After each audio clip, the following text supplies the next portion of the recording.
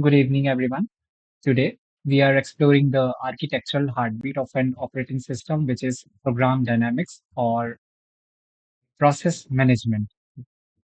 So, in its simplest form, a program is just a static code, which means that bit sitting on a disk, but a process that is a program in execution. It is an active, lively entity within our system, characterized by a program counter, a stack, a data section. Over the next few minutes, we will examine the static transitions and control mechanism that allows modern computers to multitask with such precision. So, to manage these active entities, our operating system requires a definitive source of truth. We call it process control block or PCB. Beyond just the code itself, process encompasses its current activity, which is stored in registers, and it is a dynamic memory managed in the heap and stack. The PCB acts as a systems ledger. It tracks everything from process state and memory limits to open files. Without the PCB, the operating system would have no way to pause one's task and resume another without losing vital data. Our process moves through a specific life cycle governed by a five-state machine. When created, it is new. Once admitted, it enters the ready queue, and when the scheduler dispatches it, it becomes running. Crucially, this is a dynamic flow. A process might be interrupted and sent back to ready, or it might enter a waiting state if it needs to perform IO operation. Finally, once a task is complete, it exits to terminated. This logic ensures that the CPU is never held hostage by a single task. Managing this flow requires a sophisticated queuing system. First, the job queue tracks every process currently in the system. Second, the ready queue acts as a waiting room in main memory, holding processes that are preempted for execution.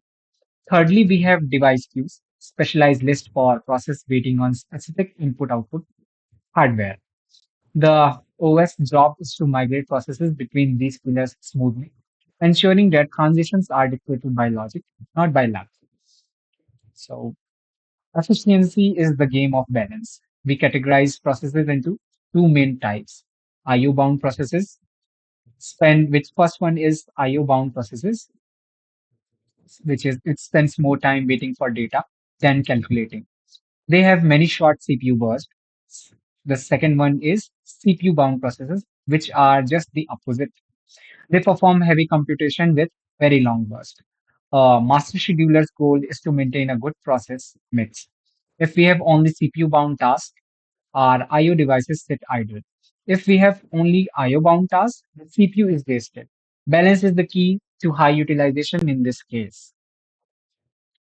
However, switching between these tasks is not free. This is the context switch. When an interrupt occurs, the OS must save the current state into the PCB 0 and reload the next state from the PCB 1.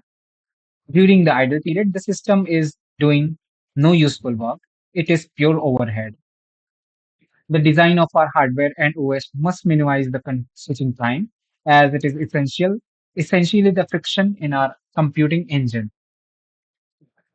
The mathematical goal of this complexity is to maximize CPU utilization.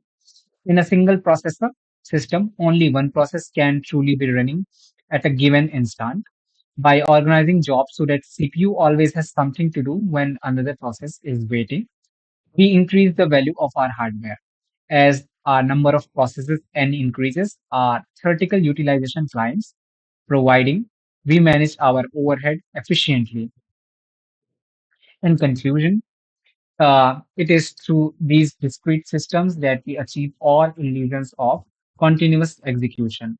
By multiplexing the CPU across many competing tasks, the operating system creates the responsive multitasking environment we use every day. So, thank you for your attention. I'm now happy to take any questions regarding process dynamics or scheduling logic in the comment section of this YouTube video. Thank you for sticking around.